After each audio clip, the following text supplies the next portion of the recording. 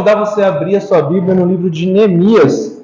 O livro de Neemias fica no Velho Testamento, um livro muito interessante, edificante para nós estudarmos.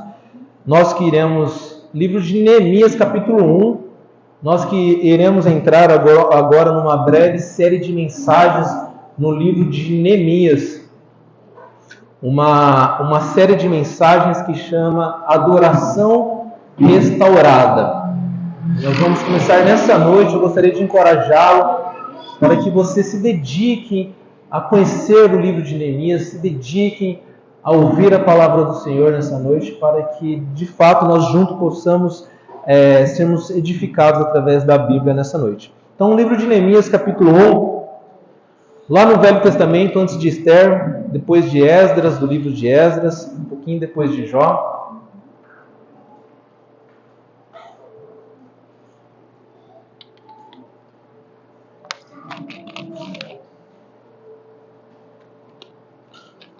Neemias, capítulo 1. As palavras de Neemias, filho de Acalias, no mês de Quisleu, no ano 20º, estando eu na cidade de Suzã, veio Anania, um dos meus irmãos, com alguns de Judá. Então lhes perguntei pelos judeus que escaparam e que não foram levados para o exílio acerca de Jerusalém. Disseram-me: os restantes que não foram levados para o exílio e se acham lá na província estão em grande miséria e desprezo. Os muros de Jerusalém estão derribados e as suas portas queimadas. Tendo eu ouvido essas palavras, assentei-me, chorei e lamentei por alguns dias. Estive jejuando e orando perante o Deus dos céus. E disse: Ah, Senhor Deus dos céus, Deus grande e temível, que guardas a aliança e a misericórdia para com aqueles que te amam e guardam os teus mandamentos. Estejam, pois, atentos os teus ouvidos e os teus olhos abertos para acudires à oração do teu servo, que hoje faço a tua presença dia e noite pelos filhos de Israel, teus servos, e faço confissão pelos pecados dos filhos de Israel, aos quais temos cometidos contra ti. Pois eu e a casa do meu pai temos pecado. Temos procedido de todo corruptamente contra ti.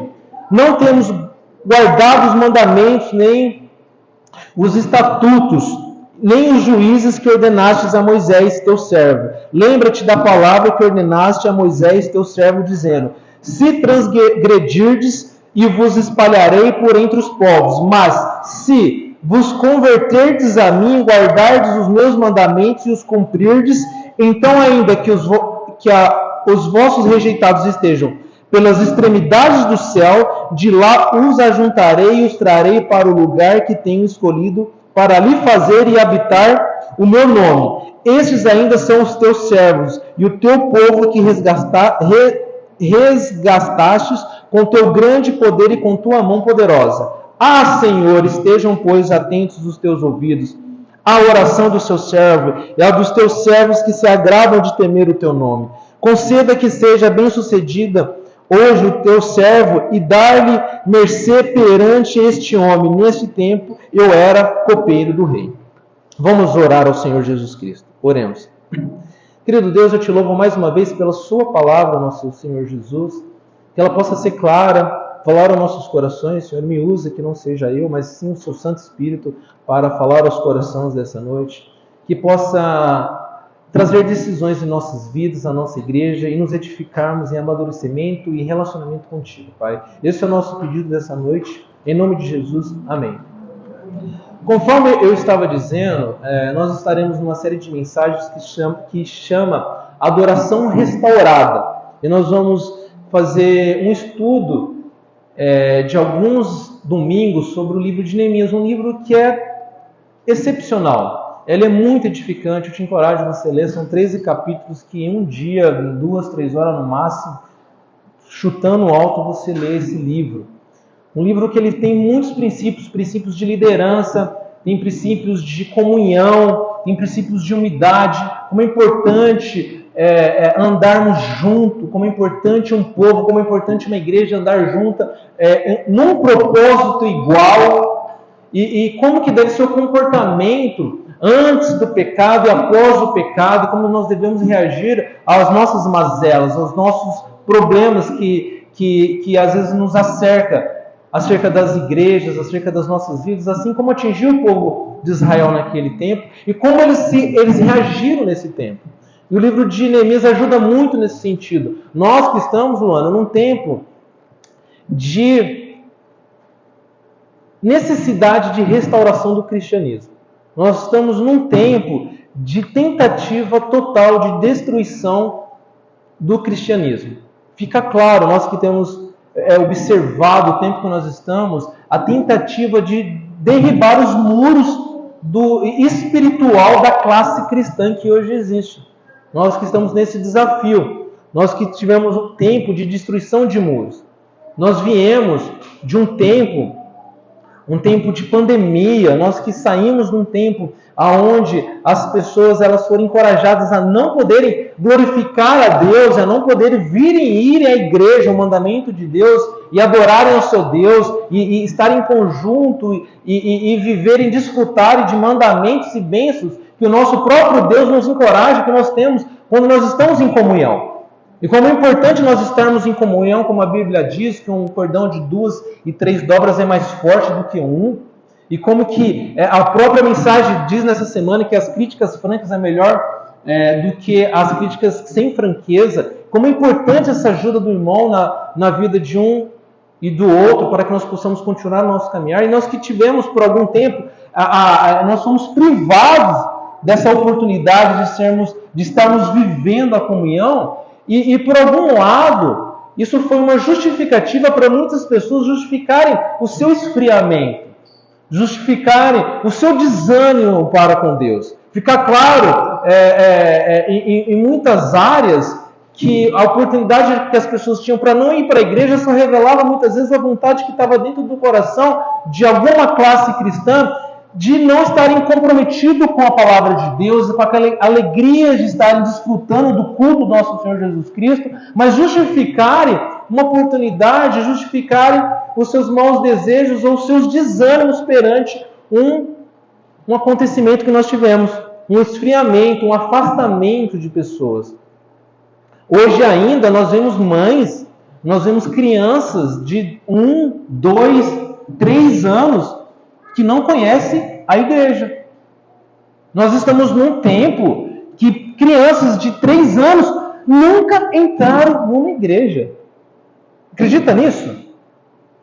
Então nós tivemos um grande ataque, nós tivemos a classe cristã um problema nesse sentido de derrubar muros e de abrir brechas numa classe cristã que foi constantemente atacada e por um dos ataques que aconteceu há pouco tempo atrás. E nós não sabemos, o grande estrago que isso pode causar ainda. Um tempo de destruição de muros, um tempo de engano, um tempo de falsos profetas, conforme nós temos estudado, um tempo onde falsos profetas guiados e inspirado pelo espírito do anticristo, guiado e liderado as igrejas por aí, e formatando e montando a mente dos cristãos de hoje. Muitas vezes líderes fracos, líderes que não tratam, líderes que escondem pecados, em prol de ter um ajuntamento de igreja, em prol de ter um número de igreja que muitas vezes vai saciar o ego daquela liderança, e a pessoa senta e vê aquele número grande de gente, de ajuntamento, talvez só para a gente ter uma sensação que a gente está tendo algum resultado, mas muitas vezes uma formação fraca no trato da igreja, no trato do evangelho, de como tem que ser aplicado a palavra de Deus. Amém? Então, a gente tem que termos essa visão, esse cuidado, de como nós somos realmente atacados e como realmente nossos muros foram derrubados, estão tentando ser derrubados, e como que a nossa comportamento, a nossa reação é referente a esse tempo. um tempo de engano, um tempo onde o nosso Deus ele está encorajado a ser como se fosse um patrão. O Deus hoje ele é oferecido, ele é vendido como uma ideia de um patrão. Se você cumprir os seus afazeres, se você fazer certas atividades e você cumprir com certas tarefas, você vai ser recompensado no final do mês por alguma vez. Ou como uma máquina de refrigerante, uma máquina de café. Sabe aquela máquina de café que você põe uma moedinha, que tem aquele cappuccino, tem aquele café que mistura, faz todo o trabalho. Hoje em dia você nem põe moedinha, você passa um cartão, você põe o seu cartão lá, digita a sua senha e aperta o que você quer. Leite com Toddy. Puff! Aí faz.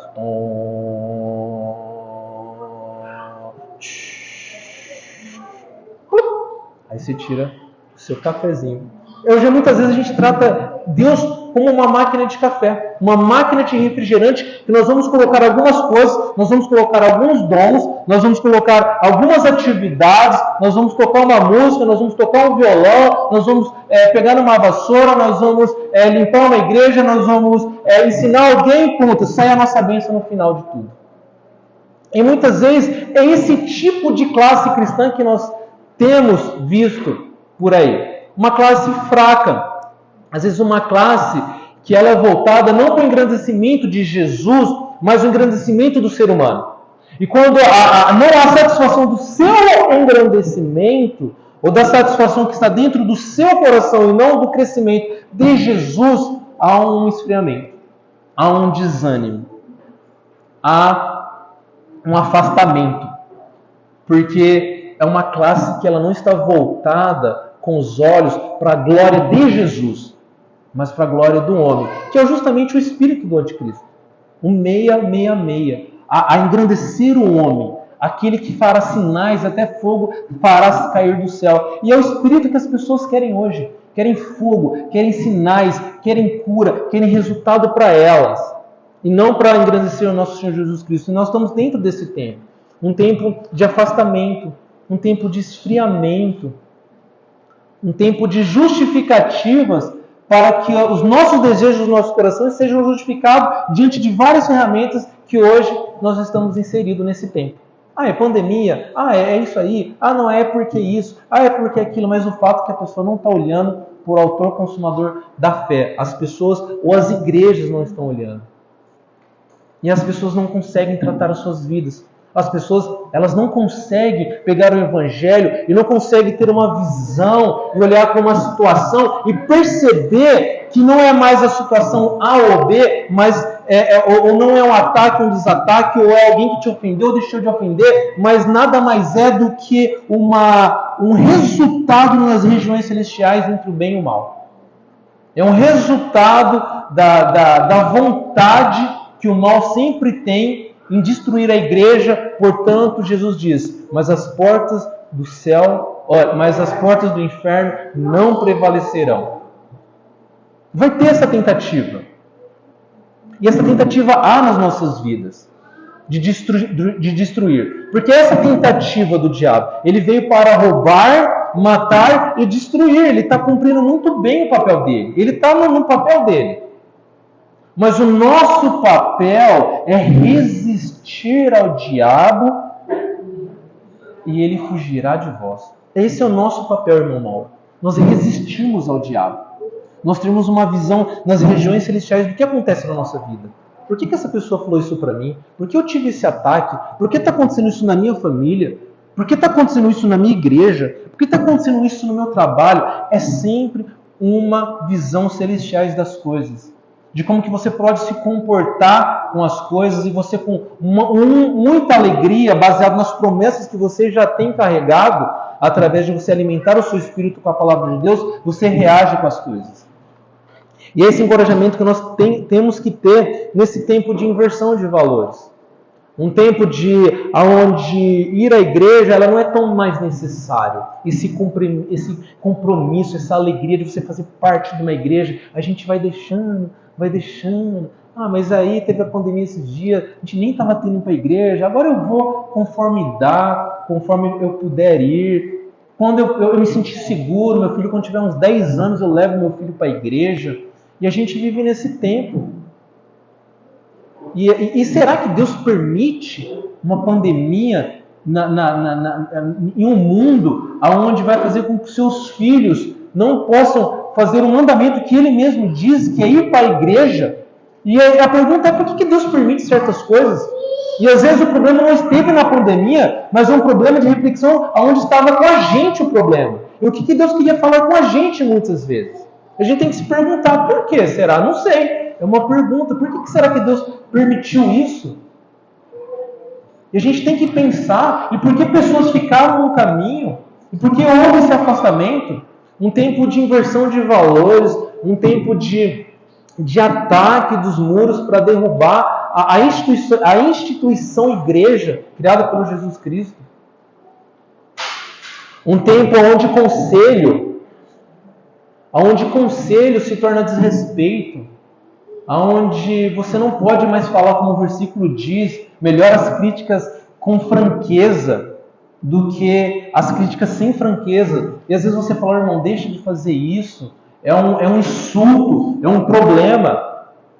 Pessoas que não estão mais com aquela maturidade, aquela força cristã que requer nos dias de hoje, de reconstrução de muros. E nós precisamos, nesse tempo que nós estamos vivendo, termos força espiritual. Onde, por exemplo, cuidar de filhos é um sinônimo de se achar. Mulheres que decidem hoje cuidar de filhos, conforme eu estava ouvindo esses dias, hoje não é mais rádio, né? Hoje é podcast. Eu estava ouvindo um podcast. Todo mundo sabe o que é um podcast? É quando uma pessoa fica falando como se fosse um rádio. E eu estava ouvindo, né? Melhor dizendo, a Gabi estava ouvindo essa semana, mães cristãs atacando outras mães cristãs que decidiram largar os trabalhos dela para cuidarem dos filhos. Ou seja, né, continuarem trabalhando, mas agora para a vida dos filhos. E teve essa polêmica dentro dessa conversa, que essas mães... O que essas mães pensam? Elas acham que elas são melhores que nós? As autoras do podcast, mulheres cristãs, falando isso, atacando as mães cristãs. Eu acho que essas mulheres se acham muito. Poxa, precisa largar o trabalho para cuidar dos filhos? Desde que a motivação seja certa, desde que a motivação da mãe em cuidar de um filho seja certa, eu imagino que Deus honra. E a gente está nesse tempo de ataque. A gente está nesse tempo onde você, por exemplo, você ser fiel na palavra de Deus, você se afastar do mal, você se proteger do mal, você tido como um antissocial. Você está isolado, onde você é uma pessoa, muitas vezes, quando você é um líder fiel, quando às vezes você é um pai fiel, quando muitas vezes você é um patrão fiel e justo, hoje você é tido por às vezes um líder opressor, aquele líder que oprime, aquele líder rude, que não tem humildade, pelo simples fato de muitas vezes um pai e um líder estar cumprindo o mandamento de Deus. Nós estamos dentro desse tempo fraco. Um tempinho fraco, de pessoas fracas, de cristãos fracos, porque não estão olhando para a palavra, mas estão só olhando no que podem receber. E o resultado é justamente esse. O resultado de um homem olhar para ele é gerar fraqueza, porque um homem não passa de um pó. E um homem que se apoia nele, e quando você olha para um homem, você está olhando para uma areia. Você está olhando para um pó. Não tem como resultado ser forte. O resultado, ele só gera um resultado forte, ele só gera um resultado maduro quando nós olhamos para uma coisa forte, que é a rocha, que é Jesus. Aí sim o resultado sai forte. Quando você quer guiar a sua família e não olhando mais para as suas forças, mas olhando para o que Jesus diz, confiando, a sua família vai ser forte. Quando você quer criar uma igreja forte, não olhando para você que é fraco, mas olhando para Deus que é forte, a igreja vai ser forte. Quando você quer olhar para o seu casamento, não olhando para o que você acha, e não olhando para o que a mulher acha, mas vocês olhando para Jesus que é forte, o resultado vai ser um casamento forte. E por isso que nós precisamos restaurar os muros do cristianismo. E esse é o encorajamento nessa série de mensagens que eu quero fazer para vocês. Que nós precisamos restaurar os muros do cristianismo. E a pergunta é: Como? Como que nós reconstruímos, seu Reinaldo, esses muros destruídos da fraqueza do cristianismo? E um dos encorajamentos está no livro de Neemias, conforme nós acabamos de ler, e ele diz assim, a reconstrução, Carlos Abreu, ela requer algumas fases. Assim como a construção de uma casa. Você começa com o alicerce, depois você faz um bom alicerce, depois você levanta as paredes, depois você coloca o telhado. Tá certo, seu Mauro? É essa sequência? Depois você coloca o telhado, ou talvez você levanta, põe o alicerce, você junto com as paredes levanta o encanamento, e depois você passa a elétrica, e depois você põe o telhado, depois você reboca, e depois você pinta. São fases da reconstrução.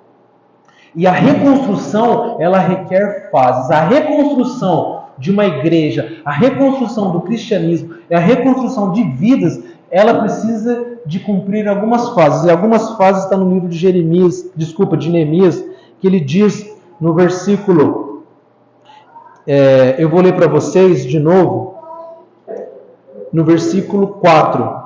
E a primeira fase é que nós precisamos de arrependimento e levando as pessoas ao arrependimento. Essa é a primeira fase, Leandro, que nós precisamos para reconstruirmos os muros.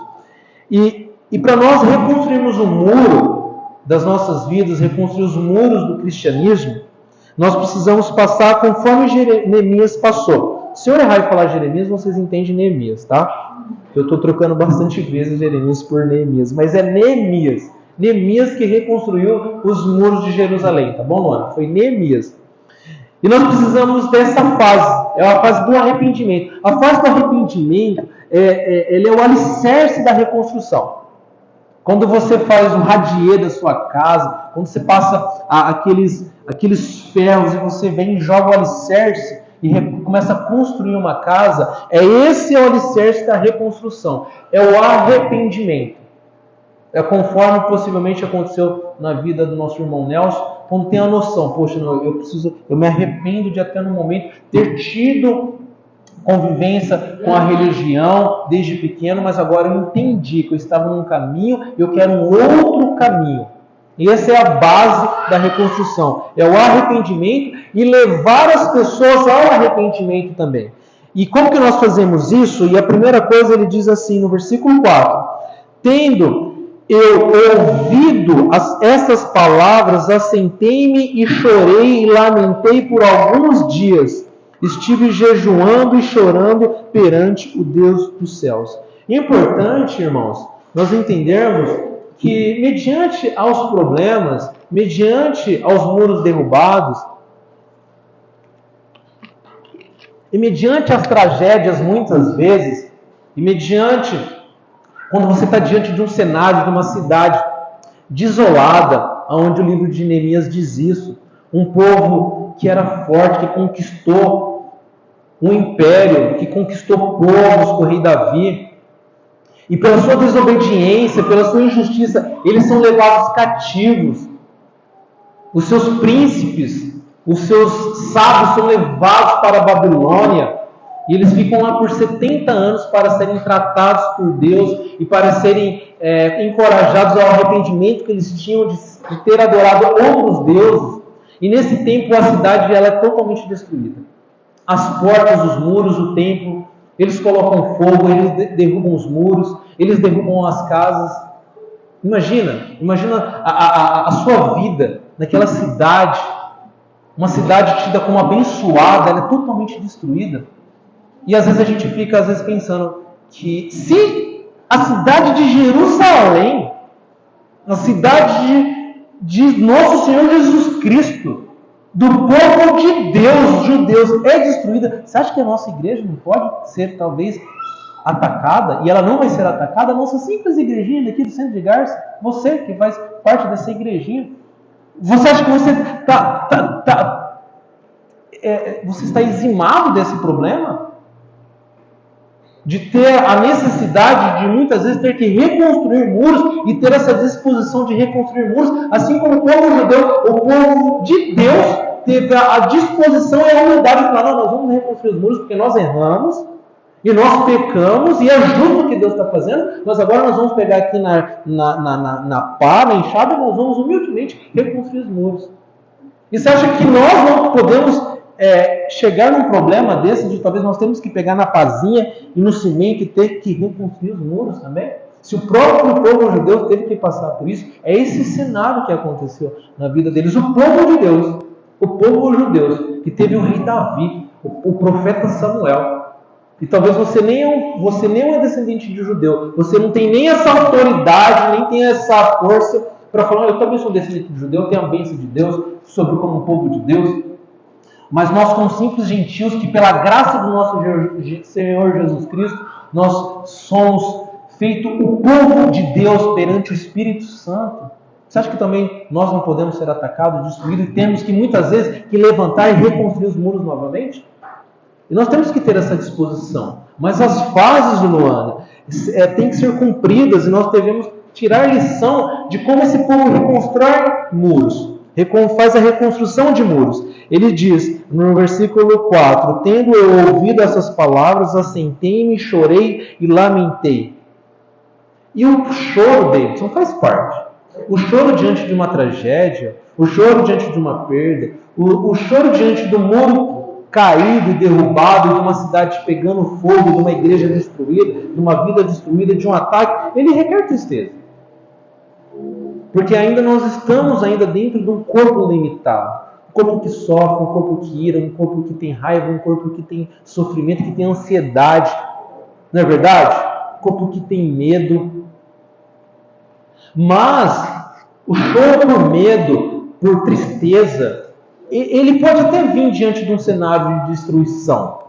Mas é impressionante como que Neemias, que conseguiu reconstruir os muros de Jerusalém muito bem, e teve êxito nesse projeto, Carla, ele diz assim: tendo eu ouvido essas palavras, ou seja, quando ele ouve a notícia do que aconteceu de ruim, como que estava a situação da cidade, ele diz: tendo eu ouvido essas palavras, assentei-me, chorei e lamentei por alguns dias.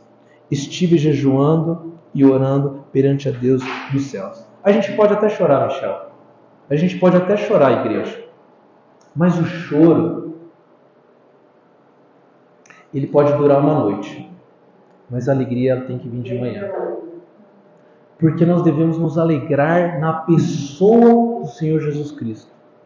E não na nossa capacidade de reconstrução, mas de acreditar que é possível e que Deus tem o poder e que as portas do inferno não prevalecerão contra a igreja, que é dele, do Senhor Jesus Cristo.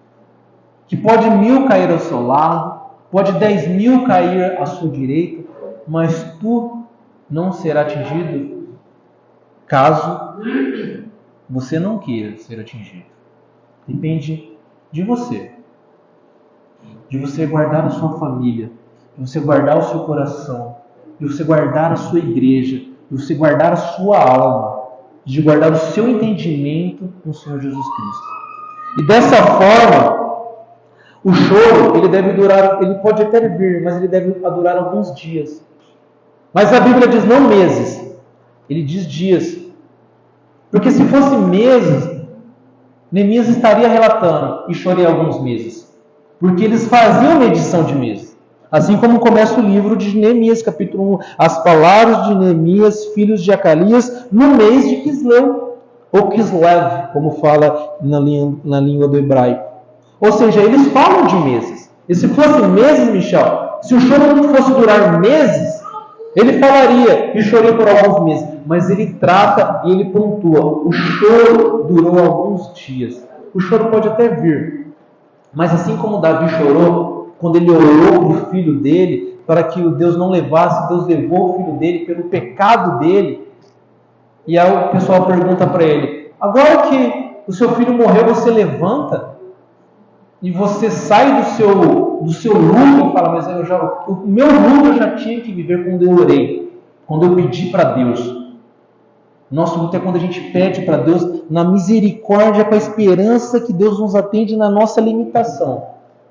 Mas se Deus não nos atende, nosso papel é levantar, caminhar e reconstruir os muros. É isso que Deus espera da gente. que a gente levanta em Jesus Cristo, não apoiado na nossa soberba, mas na pessoa do Espírito Santo do Senhor Jesus Cristo, e reconstruímos os muros. E o choro pode durar alguns dias. Isso requer que nós devemos colocar uma métrica, uma medição, que isso, alguns dias, embora esteja subjetivo, ele não fala se é 5, se é 10, mas que isso de fato é menos que 30 dias.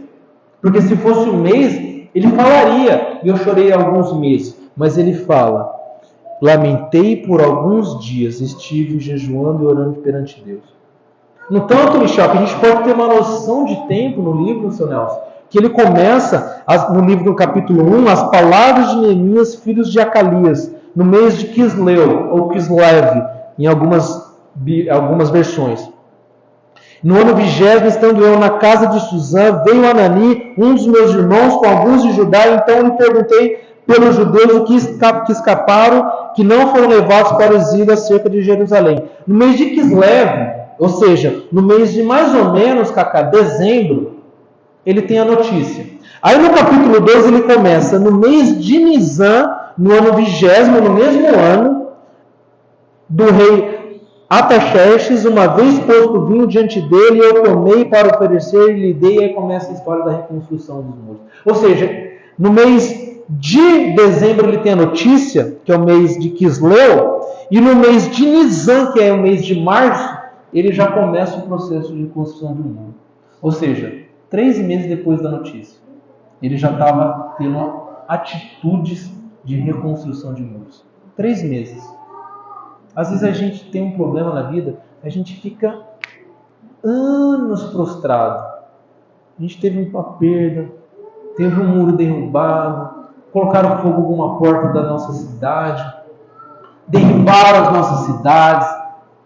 Às vezes, muitas vezes, por conta da permissão de Deus, conforme aconteceu no povo, e é o relato que está acontecendo na Bíblia, muitas vezes, por conta do pecado do povo de Israel. E às vezes a gente fica anos, 10 meses, 1 ano, 2 anos, 5, 10 anos prostrado e chorando, e a gente não tem disposição para levantar. Deus espera que você levante. Deus espera que você tome uma atitude. Deus gosta disso. Deus gosta de reconstrução. Não importa o que acontece, importa a nossa disposição de reconstruir os muros. Uma outra fase que Neemias passa é no versículo 5. Ele diz assim: e disse: Senhor Deus dos céus, Deus grande e temível, que guarda a aliança e a misericórdia para com aqueles que te amam e guardam os teus mandamentos. E a fase de reconstrução de muros, Cacá, ela deve passar por um entendimento do que é realmente o amor. Olha como que Neemias está começando a reconstrução de muros. Ele chora, ele lamenta por alguns dias, só que a segunda fase da reconstrução de muros, ele já relata, ele fala: Senhor Deus do céu, tem Deus grande e temível que guarda a aliança e a misericórdia para aqueles que te amam e guardam os teus mandamentos. Ele sabe que a base de reconstrução do muro tem que ser baseada nisso. É baseado num povo que sabe o que é amor e sabe o que é amar a Deus. E ele vem com essa disposição, e ele vem com essa mentalidade, com esse espírito de querer reconstruir os muros, e a sua oração, ela revela o que está no coração dele, baseado no entendimento que ele tem certo do que é o amor. E de fato esse cara, quando ele ora desse jeito, e quando nós oramos a Deus, é justamente o que está no nosso coração. Não tem mais uma forma sincera de nós entendermos o que está no nosso coração, quando nós pedimos a Deus. É o que refletiu esse líder perante aquele povo para reconstruir os muros. Eu tenho certeza que ele falava: vamos lá, gente, vamos reconstruir o muro, vamos amar a Deus e guardar os nossos mandamentos, vamos parar de seguir os ídolos. Lembra quando a gente seguia os ídolos e a galera lá na pá? Lembra quando a gente pecava? Mas Deus nos livrou e agora vamos reconstruir os muros perante ao seguir os mandamentos do Senhor. Porque isso é amar a Deus. Lembra quando eu venho aqui na frente? Vamos lá, gente, vamos decorar versículo. Vamos lá decorar versículo. Porque decorar versículo é amar a Jesus. Neemias possivelmente farei fazer a mesma coisa. Porque está aqui na oração dele. Ele diz: Ah, Senhor Deus do céu, Deus grande e temível, que guarda a aliança e a misericórdia para aqueles que te amam e guardam os teus mandamentos. É o que está no coração dele hoje. E possivelmente, quando ele vai lá e ele junta, vamos lá, gente, começar a construir os muros, ele está com esse grito de guerra. Ele está com essa disposição, com esse encorajamento. Pois, aqueles que te amam guardam os teus mandamentos. Como diz em João 14, 21. Aquele que tem os meus mandamentos e os guarda é este que me ama. E eu também amarei e me manifestarei a ele e farei morada. E meu Pai também o amará. E é justamente isso. Para nós reconstruirmos o muro, São Reinaldo, primeiro, Luciano, nós devemos ter um entendimento do que é amor. Nós precisamos definir exatamente o que é amor. Porque às vezes o amor, nós achamos nesse tempo de destruição de muros, o amor é intitulado em outro sentido. O amor talvez é não ofender, eu não posso mais disciplinar meu filho, porque se eu disciplinar meu filho, eu tenho que pegar uma filosofia mais montessoriana, uma filosofia que meu filho pode fazer o que ele quer, eu tenho que criar umas camas agora mais abertas, mais livres, não posso disciplinar, porque ele com o próprio aprendizado dele, ele errando, ele vai ter muito mais aprendizado, e se eu disciplinar ele, agora eu estou oprimindo ele, estou deixando de amar. Se eu falar mais rude com o meu irmão, estou deixando de amar. Se eu falar mais enfático e ser mais sincero e franco sobre o erro que o meu irmão está caminhando, eu não estou amando ele. E a definição de amor hoje, ela está um pouco mais diferente do que a Bíblia diz. Sendo que o amor é justamente aquele que guarda a palavra.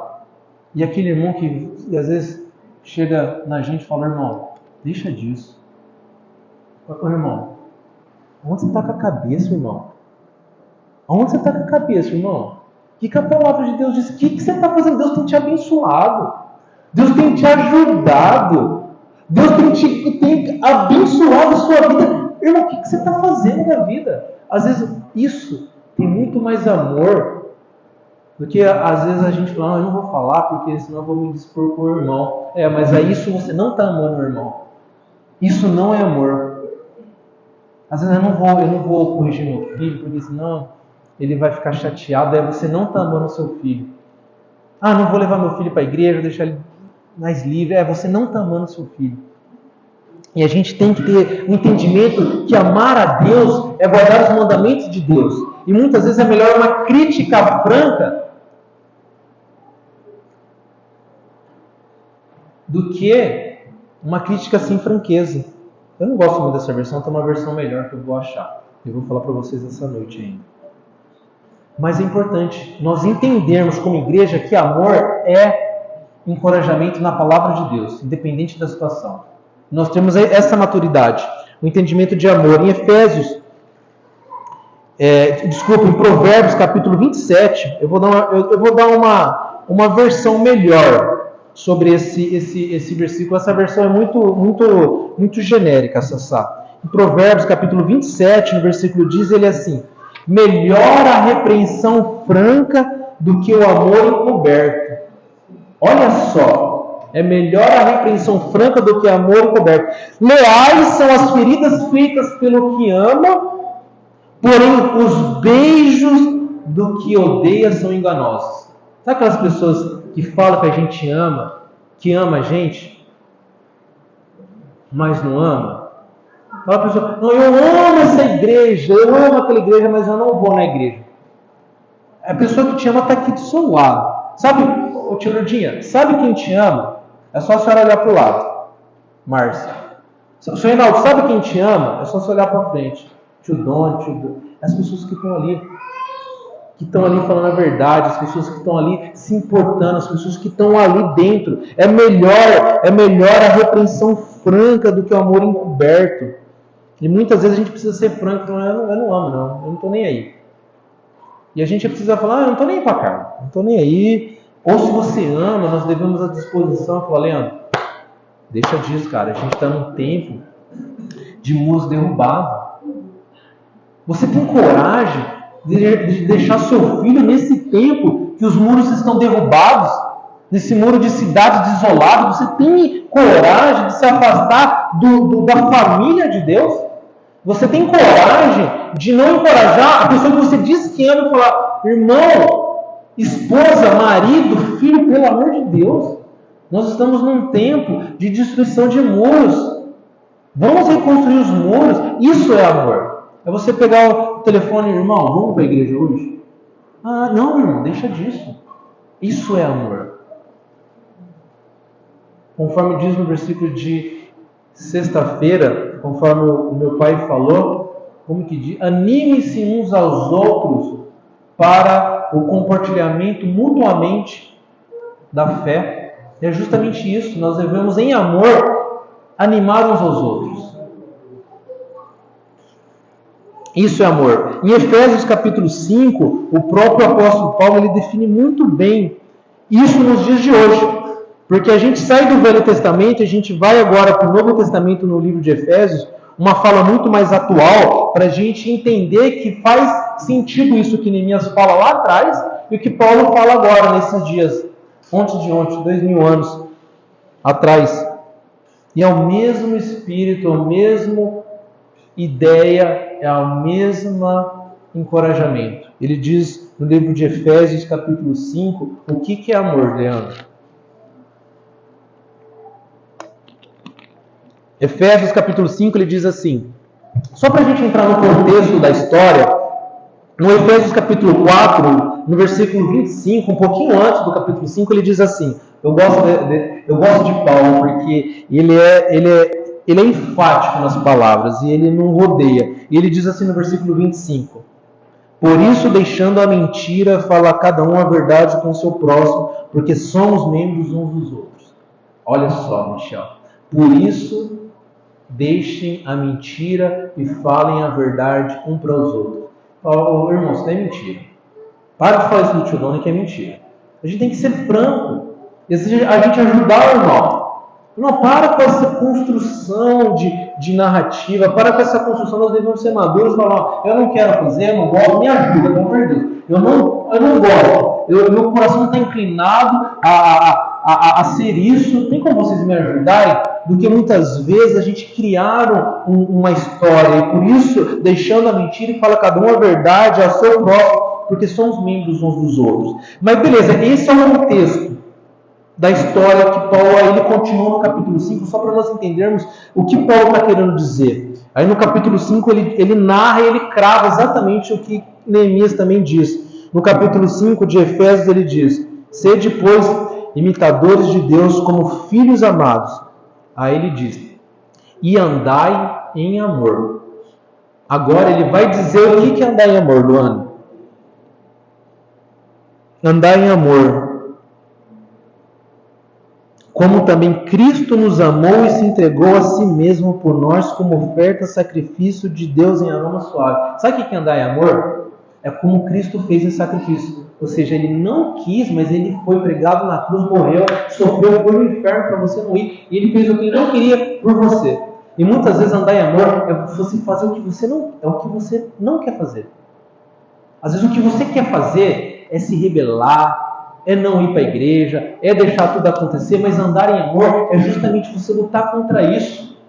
Lutar contra a sua tristeza, lutar contra a sua rebeldia, lutar contra o seu coração, lutar contra a sua vontade. E não é mais a sua vontade, mas o amor é sacrificial. Assim como ele diz, o próprio Paulo diz, rogo-vos, pois, irmãos, ofereceis os vossos corpos como sacrifício santo e agradável a Deus. Sabe o que é culto? É isso. Cultuar. Às vezes a gente vem domingo e eu vou cultuar a Deus, mas a gente só está devolvendo o que a gente já fez ou o que a gente quer fazer. Que é o nosso culto diário racional a Deus. Isso é amor. É um sacrifício de nós realmente, pelo irmão, nós doarmos as nossas vidas. E muitas vezes eu não quero, mas eu vou na igreja por causa da minha filha. Eu não quero, mas eu vou ser fiel porque a Bíblia diz. Eu não quero. Eu estou com mágoa desse irmão, mas às vezes eu tenho que perdoar. E eu estou vendo que o irmão está indo no caminho errado, eu não quero porque eu vou me dispor, mas às vezes a gente vai ter que se levantar e falar, irmão, não é por aí, Márcio, é por aqui. Isso é o amor, isso é andar em amor, como também Cristo nos amou e se entregou a si mesmo por nós como oferta de sacrifício a Deus como aroma suave. É todo dia a gente se ofertando a Deus. Isso é andar em amor. Ele continua no versículo 3. Mas aí, olha só, Olha só como que ele diz o que é amor. Mas a impudice, a toda sorte de impureza ou cobiça, nem sequer se nomeia entre vós como convém aos santos. Ou seja, você que é filho de Deus e tem o Espírito Santo, você é santo, você é separado para Deus. Olha só, ele dá exemplos para a gente não sair daqui, eu não sei o que tem que fazer, tá bom, tá aqui no versículo 4. Nem conversação torpe, sabe, conversinha que não edifica, nem palavras vãs ou chacorrices, coisas essas inconvenientes, antes, ou seja, conversas inconvenientes. Ou seja, se você participa de conversas inconvenientes, possivelmente você não está andando em amor. Você não está amando a pessoa. Essa semana que tentaram me convencer que para você trabalhar no departamento comercial de uma empresa, não é possível você ser fiel. Tentaram me convencer que não, trabalhar no comercial, cara, não tem como você ser fiel. Você vai ter que fazer isso, vai ter que fazer aquilo. Aí deram um monte de lista que um representante comercial tem que fazer. E se você não fazer isso, você não vai ter sucesso. Eu falei, é? Então eu tenho que, por exemplo, para ser um comercial, eu tenho que trair a minha esposa. Conversa inconveniente. E se eu não entro nesse assunto, eu não ajudo a pessoa. E eu já identifiquei, eu tenho que ajudar essa pessoa. Uma pessoa que precisa de ajuda. E a gente, às vezes, participar de conversa inconveniente, a gente participa de uma conversa conveniente. A pessoa está inconvenientemente falando de alguém para você, aí você fala, é verdade. Ou a gente fica assim. Pipipipi, que o Will, pipipi, que o Will, pipipi, gente. É inconveniente. Não, que a Fátima, pipipi, que a Fátima, que a Fátima faz, fez, é inconveniente. Não, peraí. Vamos chamar a irmã Fátima? É isso que nós precisamos reconstruir nas nossas vidas. E que muitas vezes as igrejas não sabem fazer. E os pastores e os líderes não ensinam. As pessoas simplesmente reconstruir os muros de um cristianismo forte. E chegar na irmã e falar, está errado o que você está fazendo. Isso é andar em amor. Então, essa conversa, ela está indo para um lado inconveniente. Vamos trazer aqui para o lado conveniente da palavra de Deus. Isso é andar em amor muitas vezes. Versículo 4, nem conversação torpe, nem palavras vãs ou chacorrices, coisas essas inconvenientes, antes pelo contrário, em ações de graça. Às vezes a gente tem tanto para agradecer. Hoje de manhã eu vim aqui, 9 horas da manhã eu já comecei a pontuar. Tivemos uma bênção hoje, um café da manhã gostoso, um clima quente. Um momento agradável, irmão sorrindo, orando, aprendendo de Deus, conversando e rindo. Aí eu fiquei pensando, a gente tem tanto a agradecer em ações de graça, a gente só olha para o ruim às vezes, né? Às vezes a gente não olha que você tem uma casa, às vezes você tem um carro bom, você não anda de a pé, e se anda de a pé você tem uma perna, você anda, tem saúde muitas vezes, quando a gente está orando por muita gente, do José Carlos que não está podendo andar, e você está aqui, ó, podendo andar. Às vezes não quitola, mas está podendo, né? Às vezes com a perninha doendo, mas está andando. Uma comida gostosa, você vai sair do culto, provavelmente você vai ter uma janta gostosa na sua casa, uma cama gostosa. E eu poderia continuar falando aqui uns 50 bênçãos que você tem, no mínimo, sem conhecer muito a sua vida íntima. Mas ele diz assim, com ações de graças. Comece a ser mais grato pelo que Deus tem feito na vida da sua igreja, na vida da sua família. Isso também é andar em amor. Aí ele continua no versículo 5. Sabei, pois isto, nenhum incontinente, ou seja, uma pessoa sem controle, ou impuro, ou avarento, que é idólatra, tem herança ao reino de Cristo de Deus. Ou seja, controle também é andar em amor. Você quer amar a Deus? Você tem que se controlar com seus impulsos, com as suas vontades, não sair que nem um doido tomando decisões que às vezes vai estragar a sua vida, vai estragar a vida dos seus filhos, vai estragar a vida dos seus netos. Você tem que ter um autocontrole e pensar, não, eu não vou dormir até tarde, porque eu tenho que levar meu filho domingo, porque é muito mais do que eu quero para mim, mas é o que eu quero para a vida do meu neto. E a gente faz um pouco de sacrifício em amor para o outro. E você começa a ter esse controle. Versículo 6. Ninguém vos engane com palavras vãs. De novo, Paulo ele bate nessa questão, Leandro. Não minta, não engane. Sai de conversinhas. É conversa. A questão do amor e de você sobressair numa reconstrução, ela está em volta disso. de um espírito de engano, no espírito de mentira, no espírito de conversas que não edificam. Então, uma igreja madura, ela sabe tratar isso. Entender e dominar. Amor é isso. Amor é cuidar, amor é sair de conversa, amor é falar, para com essa conversa e vamos seguir em frente. Ninguém vos engane com palavras vãs. Porque por essas coisas vem a ira de Deus sobre os filhos da desobediência. Muitas vezes Deus, Ele não abençoa uma família, muitas vezes Deus não abençoa uma igreja, muitas vezes Deus não abençoa a sua vida, porque a gente não consegue sair de conversas vãs. Porque a Bíblia diz que Deus, sobre os filhos das... Aliás, porque por essas coisas vem a ira de Deus. Deus não gosta disso. De uma igreja com conversinha. Sabe? Pega uma conversinha lá e leva uma conversa para a casa do um e faz uma divisão na casa do outro. Daqui a pouco o diabo pegou e o diabo vem e divide. Porque o diabo é especialista aonde? Divisão. E aí, Sassá, tem que ter esse olhar espiritual. Falar, é o diabo que está trabalhando. Nesse sentido de você entender e se posicionar. Pera, deixa eu construir o muro na frente da minha casa. Pera que está meio caído aqui. Deixa eu tacar um cimentinho aqui. Tá. Fechou. Está fechadinho. Opa, tem mais uma brecha aqui. Pera aí. Passa a pá de pedreiro, né? O cimento. Deixa eu engrossar esse cimento, está muito fraco. Põe mais cimento, faz um concreto forte e faz uma brecha bem forte na frente do muro da sua casa. Cada um cuidando do murinho da frente da sua casa, como eles fizeram aqui em Neemias, no livro de Neemias. Cada um fez um murinho da frente da sua casa. O olive, o perfumista, o príncipe, as mulheres, os homens, todo mundo meteu a mão na enxada, no cimento, na pedra e reconstruir o muro. Aí você começa a reconstruir o murinho da frente da sua casa. Opa, aqui não.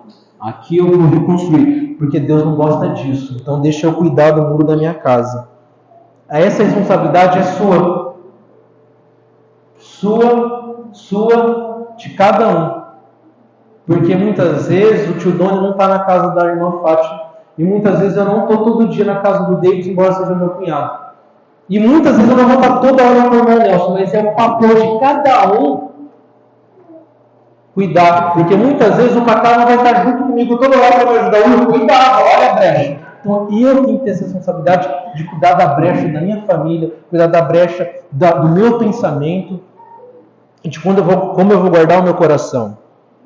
Versículo 7. Portanto, não sejais participantes com eles. Versículo 7. Portanto, não sejais participantes com eles. Sabe aquela brecha, Leandro? Sabe quando você dá brecha? Pelo simples fato de alguém tiver com conversa vã com você e você manear a cabeça assim, ó. Entendeu? Alguém está falando mal do Tchê. Aí você... Opa, já foi participante. A gente tem que tomar cuidado com isso.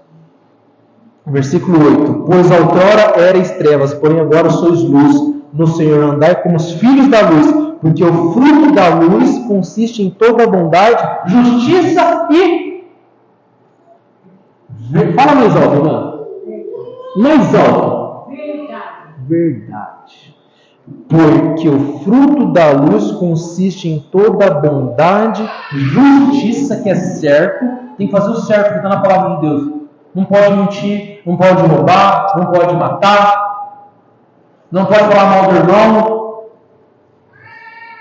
E verdade. Porque o fruto da luz, se você é filho da luz, você tem que produzir fruto da luz. O fruto da luz é a verdade. Provando sempre o que é agradável ao Senhor, e não sejais cúmplices nas obras infrutíferas das trevas, antes, porém, reprovai-as. Agora, Leandro, faz diferente. Alguém está falando mal do seu irmão. O que você vai fazer?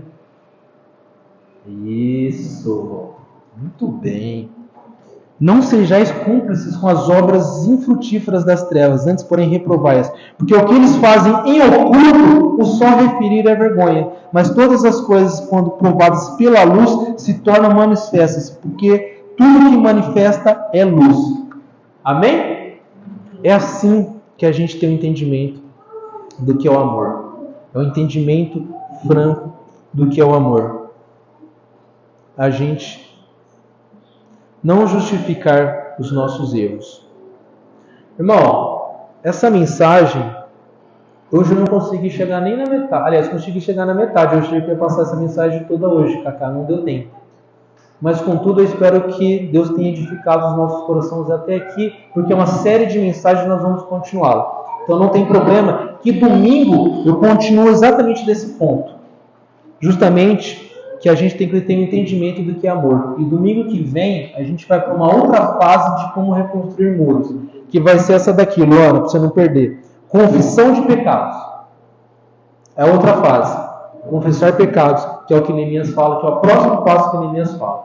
Então, domingo que vem, espero você aqui, Michel, e cada um de vocês, para nós continuarmos as nossas fases de como nós devemos reconstruir o muro. E até o momento, nós entendemos, segundo a ajuda da Bíblia, que nós precisamos, primeiro, chorar por algum tempo, mas se levantar, e por um segundo tempo, entender o que é amor. E com o amor, ele se alegra na verdade. Na verdade. Isso é um dos primeiros passos para nós reconstruirmos os muros espirituais. Amém? Irmãos, que a graça do Senhor Jesus Cristo esteja com cada um de vocês durante essa semana. Ide em paz, que o Senhor nos acompanhe. Amém. Glória a Deus.